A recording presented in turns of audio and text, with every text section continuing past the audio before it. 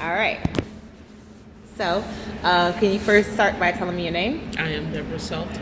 And what's today's date? December 24th. Yeah, it is. Christmas Eve. Christmas Eve. And where are we right now? We are now in Red's Beer Garden in a little cut, doing an interview. In Newark, New Jersey. Newark, New Jersey, yes. Okay, so first I want to start with some biographical information. Sure. So can you tell me when and where you were born? Okay, I was born in Newark, New Jersey, in the 60s, Martland Hospital. Born and bred. This is my city. This is where I live and thrive. And what was your house like growing up? What parents did you live with? Did you have siblings? Yes, I am the youngest of 8 siblings. My mom had 4 girls and 4 boys. I don't know how she did that. She staggered them pretty nicely. In a one-family house. That she was fortunate enough and blessed enough to be one of the first blacks to own her own home in the South Ward, in the Hayes Circle area, corner of Clinton and Milford. No. I'll tell you about that later. I'll tell you why I did like this. Okay, so you're the youngest of 8 children. Yes. And were both of your parents in the house? Yes, they were. And what did your parents do for a living? My mom worked for a pharmaceutical company for 18 years. She did the graveyard shift so she could be home during the day. So it was very taxing. So for her it was, you better not get in trouble in school, because I don't want to have to come from work and then when I'm supposed to be sleeping I'm at the school for your nonsense. Right. So needless to say, I didn't get in trouble in school. And what about your father? My father, a mechanic, A1, top of the line, guy. He worked for not Conrail, what was the other name of this company? I can't remember the name of this company. Not Con Ed. No, it was a company that did railroad, but it wasn't Conrail. It was was it Conrail? It was Conrail. Yeah. It was Conrail. He worked for them as a master mechanic for a lot of years, and he does where I get mine from. He does pretty much anything. He can do anything. Yep. Yeah. So, and then you had 7 siblings who were older than you. So Yes. I'm not going to walk through every single sibling, but what was that like, and what did that add or subtract from your childhood? That was crazy, intense, at the same time rewarding in a sense, but I've always, though I was the youngest, I was the one with the most wisdom, so I'm schooling them and their girlfriends and boyfriends about what they should and shouldn't do, and if they do this and do that, and so to see it come about, at the time I wasn't really paying attention to it, but that's only a gift that God can give, I've been handling my mother's business since I'm 7 years old. In what way? The people come to fix the boiler, I'm there with them. I'm having the questions. I'm asking, why are you doing this? Why do you do what you do? What is it? And, I stayed with them because I'm not going to trust them, just leave them down there with my mom's things. So anybody that came to repair stuff in the home or whatever, I'm asking the questions. I'm walking them through it, and things like that. So, I've always been that one on the front line. Yep. Okay, so tell me about your schooling. How would you characterize your schooling, like from elementary to high school? Just tell me about what you were interested in, what your school age life was like. Okay, well, I guess I should start from kindergarten because please. My mother didn't tell me this story until some years ago. She said my kindergarten teacher called her crying one day. Miss Walker, I don't know. And so my mother was like, well, what is wrong with you? And she was crying because I was bored, So I remember one day I was, it was right after my birthday. I had my acid watch culotte set on, and we were in the classroom and it was 10 o'clock. I looked at the clock and it was 10 o'clock straight up and down. And the teacher goes, all right, guys, it's time to take a nap. And she went to turn the light on. I looked at her like, but I just got dressed. Like, I wasn't disrespectful, but I really wanted to know. Like, I just got to school. I was 4 years old. I'm dressed and ready to go. And she's like, nap time? I'm like, what do you mean nap time? And so she's looking at me like, but that was my thing. Like, can I have a book? Like, even when she wanted me to play with blocks, I'm like, but these do nothing.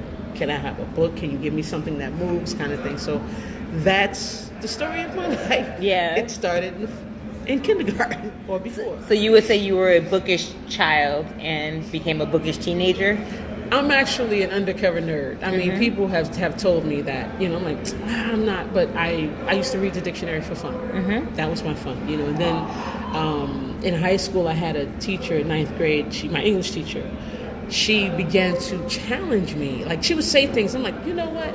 Okay, this is going to be a word thing. So we would just battle with the words. So English is actually my favorite subject. English and history were my favorite subjects, but English because of the banter that I had with my English teacher. Like, so words, I love words, because you can do so much with it. You can cuss somebody out with the right words, whatever, without ever using a cuss word. So I just find the mastery of words to be pretty fantastic. So you were a good student, or would you say you were a good student? I was a good student, but it was more out of fear at first. Fear of Hattie and Robert. People say the fear of God. No, it's the fear of my parents. You didn't want them, because see, they would pop up at school at any time, from kindergarten to elementary to grade to high. You never knew where they were going to show up. So you didn't want to be found being the class clown and your parents showed up, and so it was just that kind of environment. I remember one time I was in the 4th grade, and we had a parent-teachers meeting, and so my teacher was explaining the rules, and she was telling the parents, listen, this is what I do. I catch them eating candy. I'm going to put it here, and if I catch them with gum, my mother just burst out with, you catch Deborah eating candy in class, you break her jaw. The whole class was like, ooh. So that name followed me from 4th grade to high school, because most of the people you go to school with in elementary, you wind up going through all your way of schooling. And my mother was known as a jawbreaker. Like, don't let me have to tell your mother the jawbreaker show up. So I had to wear that. And then she was friends with the kitchen lady, Miss Smith. So it was just like, there's no getting around it. Right. Yeah. Your mom had eyes and ears in the school. Okay, how would you describe your family's economic class growing up? Would you call yourself upper class, middle class, working class, poor, somewhere in between? I think, well, see, my mom, and this is the thing, my mom would work like 2-3 jobs, and plus, she never really told you what she was doing. I mean, I guess I would say we were middle class because of how she worked, you know what I mean? And then my dad was doing his thing, you know what I mean? But she held it together for everybody, and the community.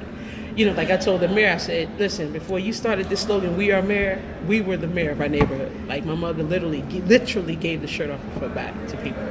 Like, if you homeless, if you hungry, if you in domestic violence situations, she would handle it on that corner. My mother handled that, so I guess I would say middle class. Middle class. Yeah. Did you go to college? I did. Where did you go, and what was the experience like? I went to Montclair State first. I went there because I went to Malcolm X Shabazz High School, right? I had a choice of the other schools, and I went there. And so from there, I went to, I applied to different colleges, but at the time, I was the senior class president. I was also involved in just everything. Like, even I got the mayor's award and all of that stuff. What was the mayor's award? A mayor's award was given to the person who demonstrated the ability to, I guess, run. I don't know if I want to say, what is it, the words I'm looking for? You demonstrated leadership, and, you could make things change and happen. And so I was doing all of this stuff in high school, which I actually forgot about until a few months ago.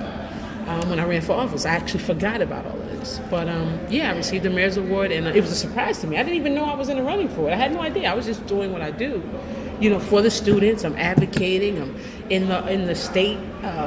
I forget what it was called, but it was a state association for the students, and they called certain ones of us, and only the select ones were there, and we advocated for our schools. And so it was just, that was that experience, And so one particular day I was there, and I also sang in the chorus and all of that. So one particular day I was on stage addressing the senior class, and the president of Bethune-Cookman College was there.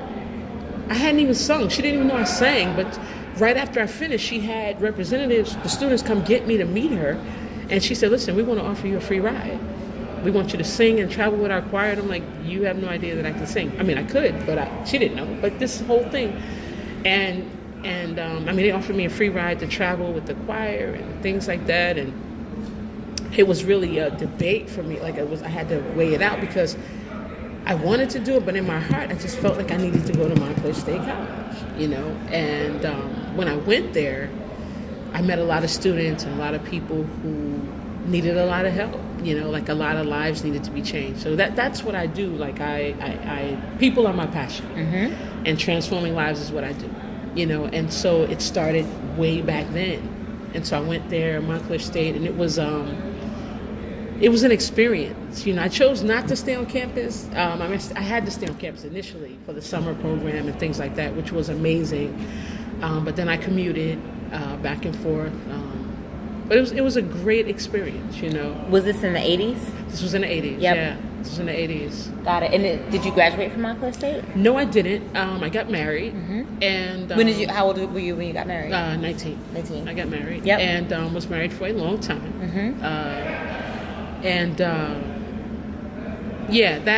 That was the issue. Life happened, and then when it was over, I went back to school. You know, Essex, I got my associates in bio-pre-med, and now I'm at Rutgers getting my bachelor's in geological science. I took a year off to run for office, which I didn't get, but I'll get them next time. Cool. Yeah. Okay, so I'm going to rewind a little bit. Yes. All the way back to Montclair State. So you were at Montclair State, and then you got married when you were 19. Take me through the next couple decades. What did you do after you got married in terms of your career and how you made a living? Well, once I got married, the plan was for me to continue, you know, and then there was influence from the church and with my husband and myself, and why is she doing this, and she should be home, and blah, blah, blah. So it was a fight, which wasn't supposed to start out that way. So it became a fight to where I stopped going. Then I began having children. I had my daughter, whom I love very much. They call my twin. And from that point, but, you know, I never stopped with the education. It just went from my education to working in a church school that educated children. So I went through that process, went to Texas, got the training for that. So I began teaching in a church school. Once the church, and teaching in a church school in New Jersey. In New Jersey, Elizabeth, New Jersey. Texas. I trained in Got Texas. it. Okay. The training was intense. They sent you to Texas, and you had to come back. It was really intense. It was a What church church school. was it? It was the church school. Or like the church, I guess, was it a Baptist church, or was it like a denomination? Or? No, it was non-denominational. At the time, the church itself was called House of Mercy, right? And it started out as a house church. The church, they would have church in a house because they didn't have a building. They used the house. So when it was decided that the school would be established, you know, like the first set went away to get the training. And then those of us who came behind later, like once I had my child, some years down the line, when it was time for her to go to school, I went to the training myself because I'm not just going to have her be there and I'm not there teaching, you know. So I went for the training, and which was very intense. And I came back and started teaching in the church school. Once that dissipated, there were those of us who continued the education, but in our homes. So I homeschooled my children until they went to college. And how many children did you? 3. I have 3 children. So children. you homeschool all 3 of your children? Yes. Wow. And so it sounds like a lot of your professional and personal merged because you were educating your children. Yes. Can you talk about what that was like, homeschooling your children? Absolutely. Yeah. It was intense. A lot of tears, a lot of prayer, a lot of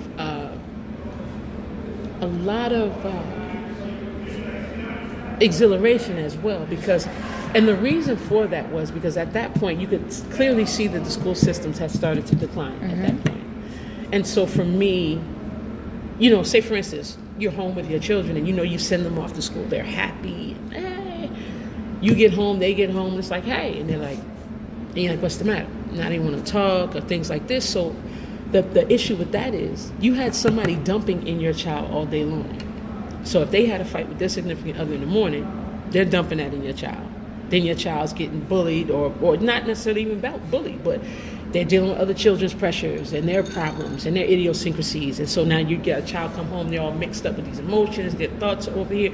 So the exhilaration was the fact that you knew what you were feeding your child all day long. They could be happy all day. It didn't take 8 hours to learn a lesson.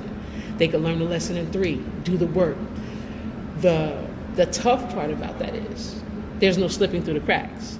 You know, like I heard this woman tell her child one day, "Oh, I can't wait for school to start to get you out of my hair." You know, a lot of people use that as a babysitting tool. Like, I just want you away from me so I can get some personal time, kind of thing, right? So for me, homeschooling, it was very personal, very in your face, very, there's no way to escape, there's no, this is what you're doing, and you are the one directing and molding this child's life, which means you're reading, you're studying, you know, you have the teacher's guides, but you're also studying that material. You're looking at the questions or the math problems that you have to dissect to be able to break down, you know, kind of thing. So, yeah, it was very intense. Did you and your husband participate in the homeschooling, or was it primarily you? Yeah, we both did. I mean, I used, but before I started working, it was more so me, most of, like, all of the time. But at a certain point, I had to start working because he just was not doing what he needed to do, you know? And so at that point, I still kept my children with me as much as I could. And the favor that God showed me was that I could bring them to school with me sometimes. Sometimes they went to work with me, and the people loved them, you know? So yeah, they actually essentially got 2 educations. When you started, so many questions. Okay, so when you started working, at what point in your, I know you had 3 children, but at what point in their homeschooling was that, and what type of work did you do? Okay, so I started working. My initial, well, it was when my 3rd child was born. He was about, well, it was before actually I conceived him, right? So once I had him at a certain point, I stopped working, right? Excuse me, and then once he became about 1.5 years or 2 years old, I went back to work. The first job I had was in it was packing and shipping for a cosmetic company, which was really nice. And then when that happened, and I had my son, did the last one, then I went to the restaurant business, which was very rewarding. I did that, wound up doing that for 15 years, 3 different restaurants after What did you that. do in the restaurant business? I actually went in, I started as a cleaner, and then I did prep. I wound up managing, and that was history. I wasn't. There were certain ones I went into. One restaurant, I went into only to show my niece and my daughter how to do it, how to fill it out. I wasn't even trying to get hired. I was just doing it on the, I'm going to show you how to do this. So we did the application.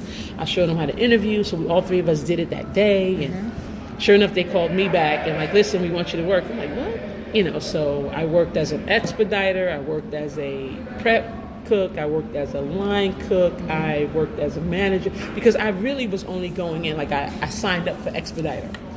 They just saw me and was like, no, we want you to do this. What? So no matter how I tried to hide it, the skill set, they would just see it. Yep. And so that happened to me everywhere I went. Like even if I did it for part-time just to hide in the cut, I wound up being the manager of the whole establishment. And so while you were working, though, you continued to homeschool all of your children until they got to college. Absolutely. How would you describe, and if it changed, you can let me know, but how would you describe your economic class? Like you grew up middle class. How would you describe you and your husband and your family's economic class during that time when you were raising your children?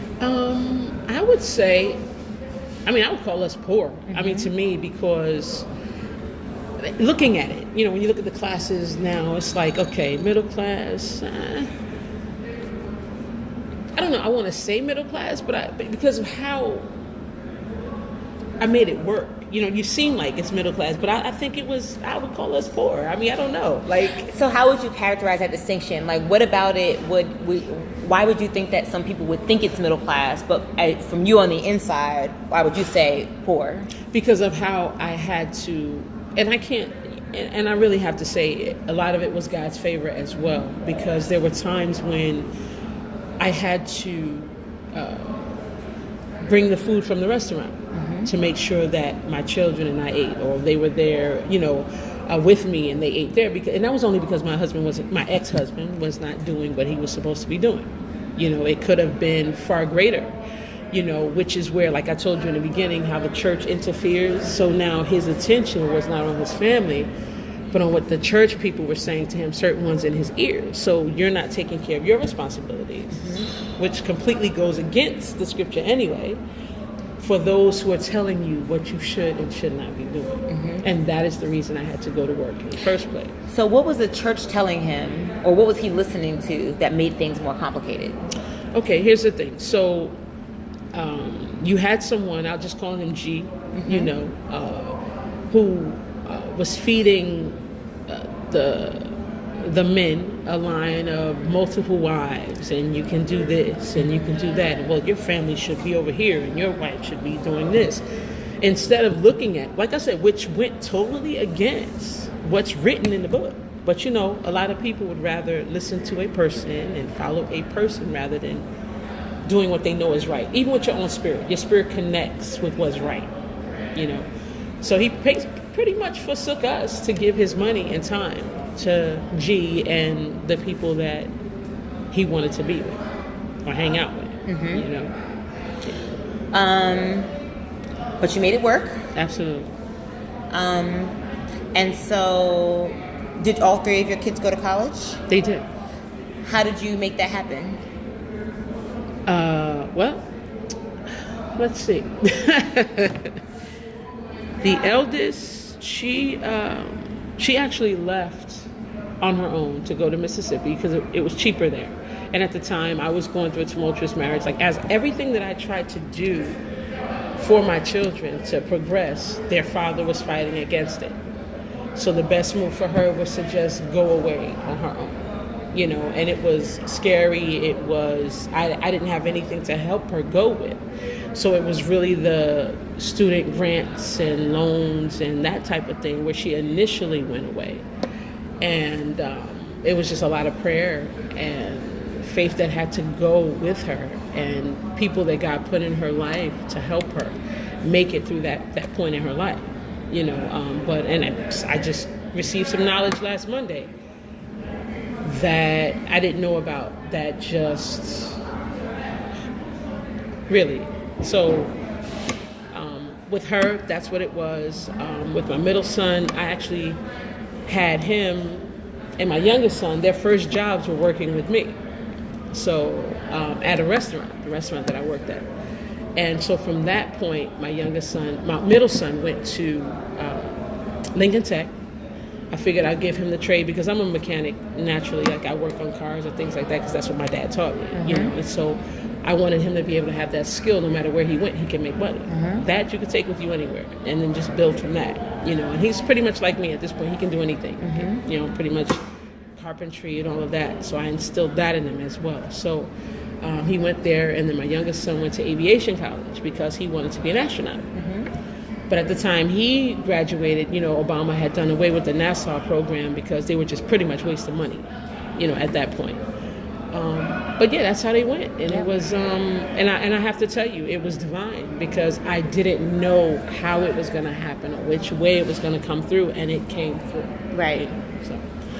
So you described your husband at the time as your ex-husband. So can you, to the extent of detail that you're comfortable with, talk about how it came to be that he's now your ex-husband? Well, and he should have actually been my ex-husband years before he became that. But because I was, again, the church influence and, you really should try to hold it together, and the unsanctified husband is sanctified by the wife, and, so they use the scriptures to manipulate and to have you torn between what you really should be. Like, if, bottom line, and this is what I tell people, if it doesn't agree with your spirit, like when you feel that, you should move on that, because God gives us all instinct, like that thing that makes us say, no, I'm not going to do that. So he became my ex-husband because he was not invested in my family. He would rather take care of someone else's children rather than his own. Again, influenced by these people. Because what started out as a church became a cult. You understand? And that's the book coming. It should have been written already, but I would get to a certain point and just have to stop. You know. But that's why he's my ex-husband, because he just was not invested, even to this day, with our children. I mean, he would be like, "Oh, well, tell the kids you have their phone numbers. Tell them yourself." But I know why now. He won't tell them himself. You know what I mean? So he's just a freaking coward. So when did you guys get divorced? 2009, I believe it was. But before that, you were all but divorced before that. All but I separated from him a year before, a year prior. Okay. Yeah. And how old are your children now? My daughter is 34. Mm-hmm. My middle son is 32. Mm-hmm. And my youngest is 28. And how are they doing? They're fantastic. Are they in the area, or did your daughter stay in Mississippi, or No, the two oldest are in the area. My youngest is in Texas. In Texas, got it. Okay, so now, you're divorced from your husband. Your kids are, in school, kind of making their way. Mm-hmm. So what happens to Deborah? What do you do next? Very good question, because I asked the same thing at the time. So I've always reinvented myself. If I'm at this job, I'm I've had multiple jobs. So at that point, I think I was working at motor vehicle, inspecting cars and as an inspector. And did that training that you got as a mechanic, is that what qualified you to do that work? Is that how that was your trajectory in? No, actually, you didn't need any qualifications for that. It was just something I wanted to do. One day I was taking my mother's car through inspection. I said, I want to do this. Yep. And a few months later, I don't even remember how it happened. I was doing it. And around when was that? This was 2005. Okay. Yeah. Yep. And so I did that for 3-4 years, 5, 6, 7, 8, about 5 years. Mm-hmm. And then from there, where did I go from there? Cardiology. I went back to school. Mm-hmm. Actually, I loved the human anatomy. I wanted to be a physician's assistant at one point. Yep. But I love doing a myriad of things. Mm-hmm. One thing is just too boring. So for me, I can do it all. Mm-hmm. And I have to thank my parents for that. My dad, Robert Walker, who kept me in his pocket, so to speak. From the time 6 months. I've been turning a wrench since I could walk or hold one. So I always thank him for that. Because I can do anything. I've rebuilt 2 engines on my different cars, things like that. I've built porches and just... So your dad was a mechanic, so I get how you learned how to work on cars. How did you learn contracting? Which part of the contracting? Any part. I don't know anything about contracting. Well, I've always been a tinkerer. I didn't tell my mother till a few years ago. I used to take apart the TVs and radios. I never had any extra parts, so I was never found out. I was grown and moved on by the time I told her. Mm-hmm. But I've always had a desire to know how things work. And so actually, it's a natural transition, from working on things to working on people. Mm-hmm. It's just the parts on people, you can kill them, versus a car. If you kill it, you can always get apart and rebuild an engine. That's the only difference. But so for me, the mechanics of just always wanting to know what made things work, or what makes people tick, or what makes them think this way, has just been that passion for me. Yeah. All right. So 2018, that was this year. Yeah. So you ran for city council. Yes. So can you talk about, I'm interested in the trajectory from 2005, where we last left off, to running for city council.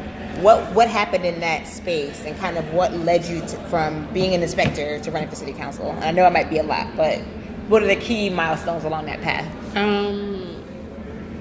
Well, I would say, I've always been fighting issues. Mm-hmm. That's the thing. Even on the job, or even, I don't like injustice. I don't like bullies. To me, if you're going to punch somebody in the face, make sure they can punch you back in the face. That's a sign of a true person that's you're not a bully. You're I want to fight, so I'm going to hit you because I know you can hit me back. So for me, I've always had that thing where, you in power, don't abuse your power. use your power to help somebody else. So over the years, different things were transpiring. Like I said, whichever job I was on, whatever was going on, come on, you're not going to do that on my watch. Like, okay, if the person's wrong, all right.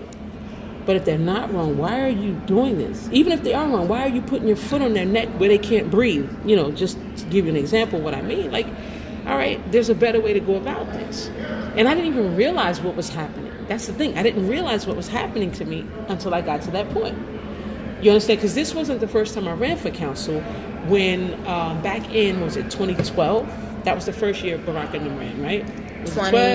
That was 2014. 14. Mm-hmm. Back then, I said, okay, because I was going to the council and I was telling them, like, these issues are going on. And what were the issues you cared about at the time?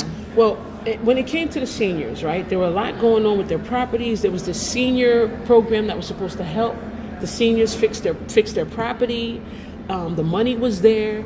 And at the time, the person in office was Adam Zipkin that was in charge of the money and things like that. So I'm like, and I went and I met the lady who was handling the budget, and she told me, well, look, here, I just approved $1.5 million. The money is there. I don't know why they're not dispersing it. So it was like, what do you mean? So I'm going back and forth. I'm talking. So I said, you know what? I'm going to throw my hat in the ring for at-large because I want to show you people I'm not just talking to you. Mm-hmm. And at this time, a retired school teacher, retired principal from the D.C. area, Grace, and I were going to the schools. We were giving coats away and book bags and books and glasses before it became a fad. We were doing this back then. And so at the time I went to the council and said, you know what, this is what I'm doing. So do you understand who I am? And I'm not just up here moaning, I was going to say the other word, and complaining. This is what I'm doing in the community. Myself and my friend Grace, we're doing this. No one's giving us this stuff. This is what we are doing, right? And then when they weren't listening, I said, okay, I'm going to show them that I'm not just talking. I'm willing to actually throw my hat in the ring.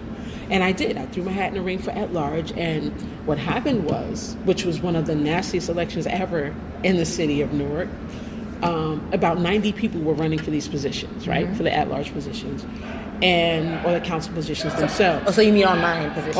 Yeah, they were like 90 people were running for these positions, for these seats. So the people I was working with started disappearing because they inadvertently knew somebody that was on the Baraka team, and then we're talking, and then their phone went off. Like, they disappeared first with my petitions. Then it was like, and that's what happened. People just started disappearing. I couldn't get in touch with them. Like, what is going on? Like, oh, well, I know him. That's my man.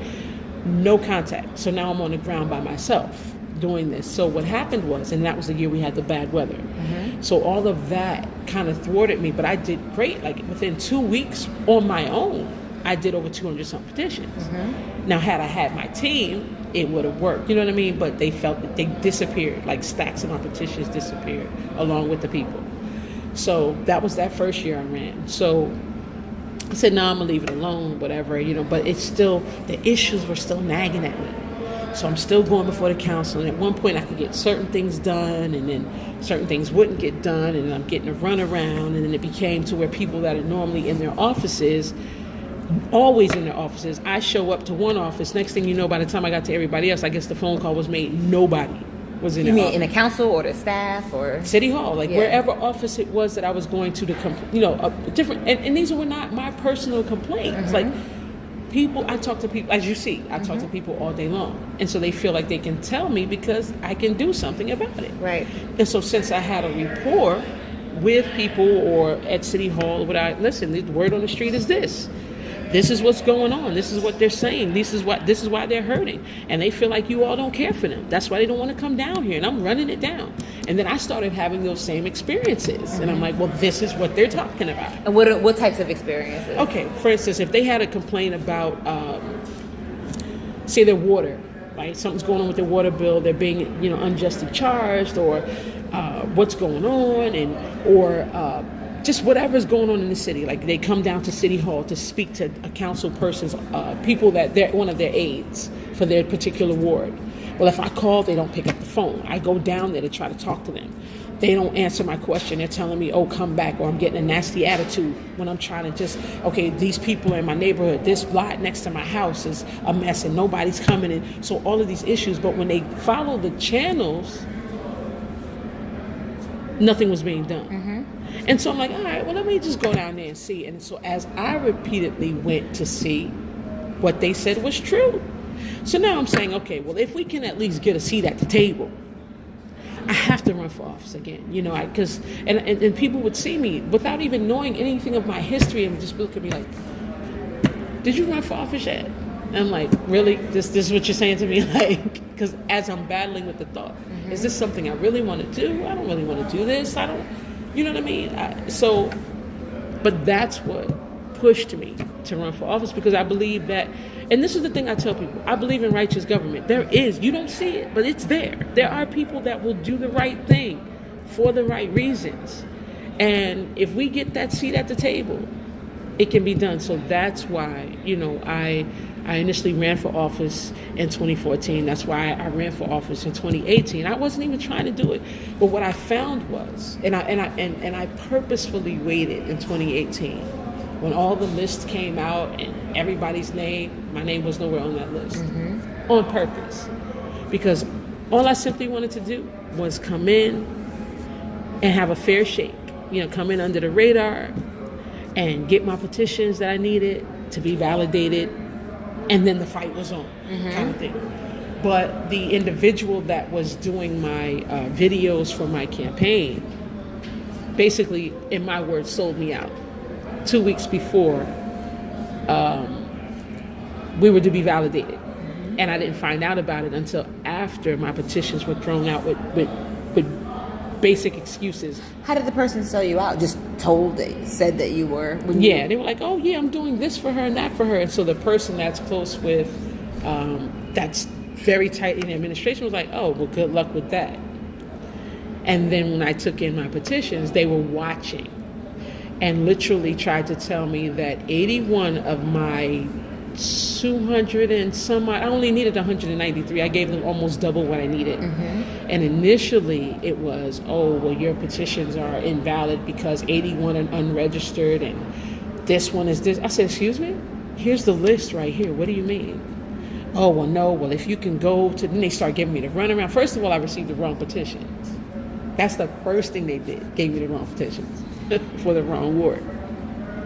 And so, because this initially was the central ward, but they redistricted it, and we didn't know.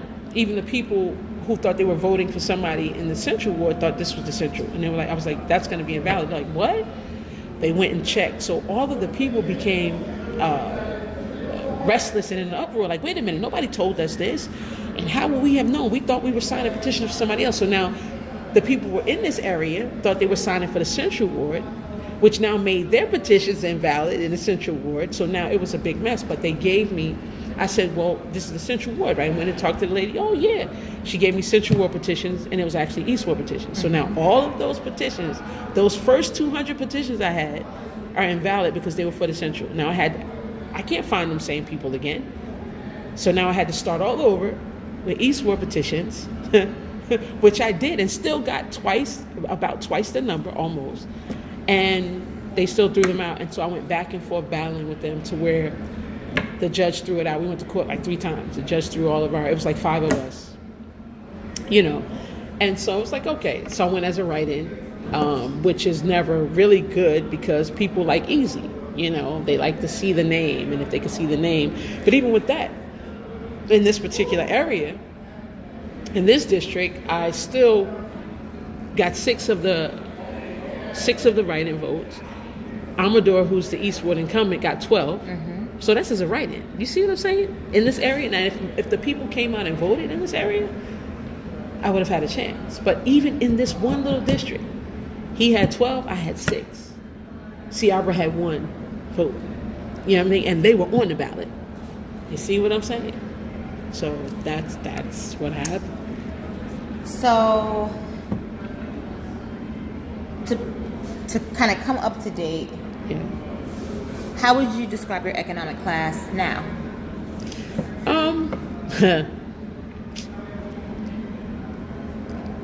Okay, difficult to say because at the time I ran for office, I was working IT for the city. Were you working in Seth Wayner's office? Yes. Yep. Okay. That's where I was. So he was the chief technology officer. Yes, he was. So I was working for them for about a year. It was about 7 months at the time, about 7 months at the time. So that was supposed to go on and actually parlay into a community position because I'm always in the community. Why not give me a paycheck for something that I'm doing all the time anyway? So Stacey Hillsman, the mayor's executive, what is she, executive? I just call her his right hand because whatever he needs, he talks to her about it. But she's an executive assistant or chief executive, whatever her position is. So I was supposed to move to a community position anyway. And so I ran for office, and so I would still be doing IT work now for the city. But the chief of staff, Mitty, threw a tantrum one day with me because I ran for office, and he had me terminated. Got it. And Amity, for everyone. Amiri Baraka Jr. is the chief of staff for the mayor. And Mayor Baraka's younger brother. Yes, younger brother in the administration. So he threw a tantrum, and he had me terminated because. And you witnessed this tantrum. Oh, he did it. He did it to me, at me, in my face. There were others around. And he threw a complete tantrum and told me that I went rogue. How could I go against him? And I said to him, how is it that I'm going against you when I'm running against the East Ward councilman who clearly does not like the mayor and demonstrates it in every meeting he gets to be disrespectful, and he does not show favor towards black people. And at that point, he said to me, you right, Deb, you right. But no, you went rogue. He started stomping around, and it was crazy. But it wasn't the first time that he had done this. This was just the final straw, for him. But prior to this, every time I saw him, he had something to say about, oh, I hear you talking about us. I'm like, but we have a rapport. You have my cell number. We talk all the time. What do you mean you hear that I'm talking about you? Why would you not call me and ask me? But yeah, that for him, that was the thing, well, it's over for you, right? You ran for office, you didn't tell me you were running. I'm like, I'm not aware I'm supposed to tell you. And so that's why I'm no longer working for the city. But I mean, I would consider myself, I guess, middle class, I guess. But really, there's really no middle class anymore. Yeah, I mean, and I'm asking you to give your definition because these labels are amorphous and they're tough for people, and a lot of them are about how you feel, your confidence in your situation, the optics, and less about your a fixed economic thing. So you feel middle class. Well, actually, me feeling now, you want to talk about feeling? I feel like I'm the creme de la creme. Now, pocketbook wise, that needs to meet my feeling, and that can be done. Got it. So when you say you feel creme de la creme, you mean in terms of your, and I'm asking a question, not trying to put words in your mouth, but do you mean in terms of your ability, connections, influence, what do you? All of that. Absolutely. Because, to me, actual real power, people see, and this is where people think, oh, you need money, you running for office, you need money. No, you need people. And if you can do people, you can do anything. You can go anywhere. Listen, if the people know, because, and to prove my point, in this election, the mayor was elected with 21,000 votes. That is nothing compared to 300,000 people, almost 400. And to be honest, those that you don't know about. So about 400,000 people in the city. I mean, it might be 250,000 registered voters, but 21,000 is nothing. So this is what I'm trying to get people to see, that 100 pennies make $1, 10 dimes make $1. 4 quarters make $1. So which denomination are you? But you matter. You understand? So this is my thing. If you have power with the people, you can do anything. You talked about the pocketbook part of it. Do you feel economically secure? Right now. Only because of my faith in God. My ability is off the charts. I can do anything. Right now, I am a CDL driver, with all the endorsements. I'm a phlebotomist, certified CMA. I am a certified CPR instructor. I teach people how to save lives. I'm actually doing it on the streets. I'm finding people who passed out on the streets. I'm doing it. So, and this is under the American Heart Association. So the skill sets that I possess, absolutely, I can do anything. Yep. But what happens is the politics, you understand? So there are people right now that will partner with me in the city. Like I voluntarily, as one of the partners of the Shani Baraka Center, I was teaching classes to the clients for free. And that's not cheap, because it's the materials, it's the books, it's the mannequins you rent, it's the all of this, because, you know, of not having the space to have my own equipment. So the people that I work with, you know, you have to rent that equipment. So I was doing this without a job. You understand? So that's my give back. And this is what my mother said to me. I've given to my detriment, in the fact that if I learned the word no, I'd be independently wealthy right now. But my love for the community and trying to help everybody, but leaving myself out. You understand? So for me, if the politics were not great, because in doing what I was doing for the Women's Center, I was promised contracts to teach the CPR training to the one-stops by Amina Bay. Not just the ones in Newark, but statewide. We were supposed to get all of this done. She reneged, of course, and she never followed through with anything, you know. It was just a terrible situation. I'm a little bit fascinated by what your mom said about, I guess, your skill set versus how you've been able to profit on that. Right. Are you okay with that? Okay with which part? Okay with the fact that, or do you agree with your mom said about if you knew how to say no? Absolutely, I do. You agree with that? I do. Are you okay with that? Well, I mean, at this point, the thing was, for me, I have a huge heart, right? If I see somebody hungry, I'm gonna feed you. You know, and I'm not talking about somebody that's just trying to get over. You know, but my heart goes out. I want to help everybody, because I believe that everyone should feel as wonderful as I do. Like, I'm blessed. Like, when I go to bed, I'm thinking about, okay, so who can I meet tomorrow and make them smile by saying something stupid? You know what I mean? Or, you know, people I don't even know their names yet, you know, but these are the things that are on my mind. And so, and I get that heart, that huge heart, from what my mom did. But see, the part that I missed was, she knew she had 8 children to take care of. She knew she had a household to run. So she didn't give to her detriment. She gave to that line. Me, I gave over the line. Like, I would give to somebody, and if I couldn't eat, I would make sure they ate, kind of thing. You know what I mean? So that's just, and so I've had to learn how to say no. Like, when the first time I said no, it almost killed me. Like, I'm crying. Like, oh my God, I just, you know what I mean? But each time it got easier, because then you see those that are abusing you.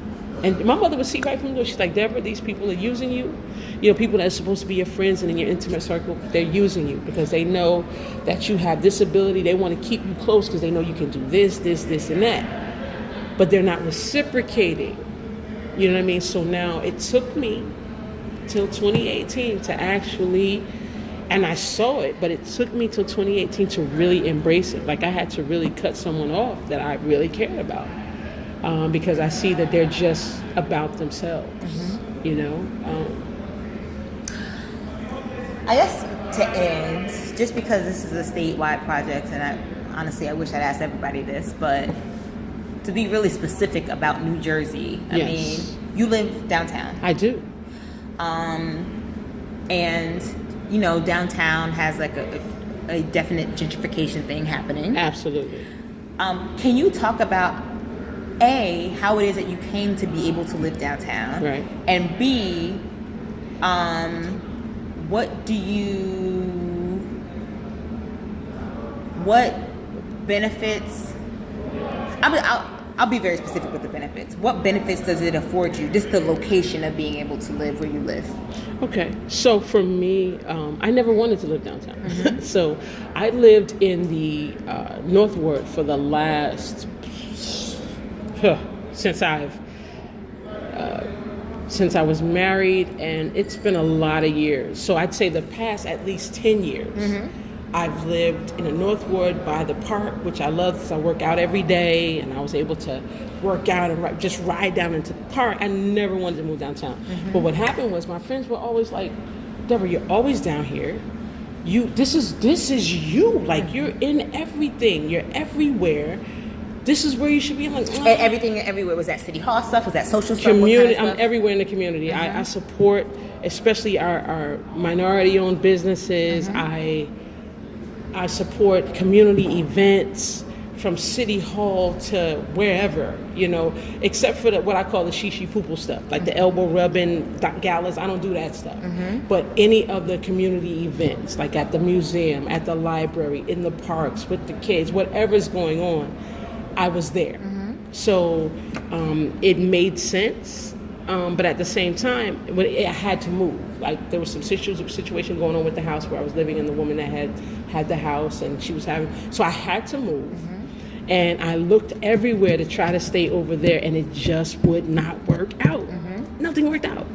So it worked out to where I began working with the management company, because I do people, showing apartments for them and stuff like that. So they're like, listen, come in and we'll do this, and you can get this apartment. And I was like, okay. And so kicking and screaming, I came along, and that's how I came to live down here. And so you work with the management company that that for these runs apartments. Yes. Got it. Okay. And that's how I came in, because I became friends or pretty much family with the restaurant owners, and they're like, listen, you should really move down here. Like, talk to this person, and you do people the way you do, and just show them places. And I'm like, listen, just do it. And so I listened, I did it, and I'm here. And at first it was like, wow, what am I doing? Like, what am I really? Why did you feel that way? I don't know. It just seemed, because believe it or not, no one would believe that I'm actually shy. No one believes. Somebody, my niece's friend was like, take the S's out of your language. Since I said shy, they were like, no, there's nothing about you that's shy. But there's a part of me that likes to be in the cut. Like, just, no one would ever believe that. But I just felt like it was just too much. Like, all right, I'm down here, I'm living down here now. Like, but it's really where I needed to be, because this is where I can do the most, because I'm in the center of what's happening, the gentrification, the building, and the things that people were complaining about, and what about us up here? Like, I know what's going on in the number streets up there. So now I'm down here with the development, so that affords me the eyes and the ears to see the things that I've been fighting for, listening to the people, taking their concerns and complaints to City Hall. And so it just brought it all together for me. Right. Do you like it? I love it. Why do you love it? Because again, I'm in the center of everything. It's a feel of, and people feel safe. Like, people be like, yo, when they see me, they're like, we know you out here looking out for us. So I'm thankful for that. Right. That makes me feel wonderful. That people, like, there are people that have seen me on the council meeting. Like, they're like, I see them on the street, and people are like, I saw you, sis, and what you were saying was this and that. I appreciate you, and so I really do live for the people. Do you think that? So you're able to live down here. It's a fact that in the Central Ward, especially now, there's access to, and like very immediate access to, public transportation that goes a lot of places. Yeah. There's walkable access to parks and green spaces, to City Hall and politics, to courthouses, to grocery stores, with Whole Foods, and even ShopRite isn't far from here. Right. So there's a lot of, in addition to, there's a lot of amenities. Absolutely. And a lot of social. Do you think that, or would you, and I don't mean to ask a leading question, but do you think that abundance of just close access to all those things is an economic advantage of living down here? It depends on who you ask. And I'm saying that because, like, I had to tell the council and the mayor, I said, listen, because his thing was, we're telling all the companies to give $15 an hour. And I had to tell them, I said, well, listen, I don't know if you're aware, but that's not a living wage. A living wage to have a 1-bedroom apartment here is $28 an hour. Now, it's fine to have access to these things, but you have to be able to afford these things. Like, a lot of these buildings that they're building up, the One Theater Square, the tower that's over on Rector Street, the Shack, I'm calling it Shack Tower. Right. All of these things that they're building, we can't, the Newarkers can't live there because we do not get that wage. There are few of us, but we work outside of the city. And is your sense that that also applies to the 20 to 40% of affordable housing, that even those are out of reach from your perspective? Well, is it really 20% or 40%? Well, I know or a definite. I know definite 10% at some places. If you want to take advantage of the ordinance, it's at least 20%. But a lot of these buildings, like One Theater Square, for example, that contract was agreed to before that ordinance was passed. So I believe they've set aside 10% for affordable housing. This is what I'm saying. Yeah. The Stack building, I don't want to speak to that because I don't know the facts. Right. But so some of the newer buildings have to do 20%. But some of the older ones, or the ones that were kind of solidified before that ordinance was passed, they're doing something 10 to 20%. Something. Yeah. Right. But even with that, because that's a two-edged sword too. Because I'm talking to those of us who are not getting that 10% or 20%. It's like, listen, I'm busting my hump and I'm paying full price. Why do this set of people get the 10% or 20%? You're saying that people who are in that range where they don't make too little, they don't make a minimum to fit that, qualify for affordable, but they also don't make enough to be able to pay for market rate. Right. And so you have, it's a battle, but for me, what I'm seeing is that the housing that's being built is built to attract people to come in and not built for the people who are already here, who have sustained the city, whose blood, sweat, and tears have sustained the city. So to me, we're left out of the mix. And now it's an afterthought because now we're kicking and screaming. Right. If we weren't kicking and screaming, would this have even been a thing? So I understand wanting to attract revenue and wanting to attract people to come in, but like I told them in the city council, people are going to come. Newark is a mecca. People have been coming here for decades. They come from all over the world to come to our schools, to shop. You got people coming from London, all these places to shop, even at our malls. They're leaving with bags and bags of things from the outlet stores. So we don't have to give away the kidney and the heart, you know what I mean? You think that's what we're doing now? We have done it. Yeah. Like the city has been sold off for cheap. Wait, hold up. So, you think people are coming from abroad to come to our schools? They do. Rutgers. Rutgers. Oh, you mean Rutgers, our colleges and universities? Our colleges and universities. People are coming from all over the world. I would rival to say, and I did have the numbers at one point, but the number of foreign students that are here is ridiculous. They outnumber us like crazy. You understand? So we don't have to give away so much to get the people here. They're coming. You understand? So for me, that we need to build on what I call the foundation that's here. Those that have, especially our seniors. Like I feel like our seniors are mistreated. And I just told them this in the council, and twice. And what ways do you think they're mistreated? Okay, I met a woman about a week or so ago, right before the council meeting. I was down there, and she was struggling to get on the curb, and I just walked over and I said, "Hey, young downtown, right in front of City Hall." And I said, "Hey, young lady," and I took her hand, and I helped her. She's like, "What, you want to help me? Why would you do that?" I said, "Listen, come on now. Without you, there's no me." Which is true. And so her name was Juanita. I'm not going to give her last name, and we began to talk. So with her, she said, well, I'm down here trying to pay on my taxes because, they told me, I called up and I told them, they told me, well, if I didn't get down here, they was going to put a lien on my property and sell it.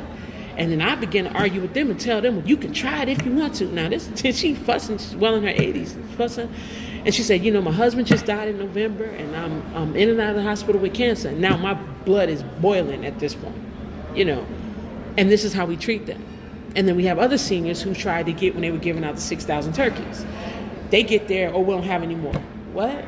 Then they're told, well, can I get a water filter? Well, we're not giving out water filters. How do you talk to the seniors like this? You don't talk to the seniors like this. Because this city is built on their blood, sweat, and tears. We stand on their shoulders. Without the seniors, there's no us. What do you mean? And so that's what I mean by our seniors being disrespected and mistreated. But it's repetitive. This is not just one or two seniors. These are continual stories. So if you don't care about them, what are you saying? You know. Deborah, thank you so much. Thank You're you. welcome. Thank you.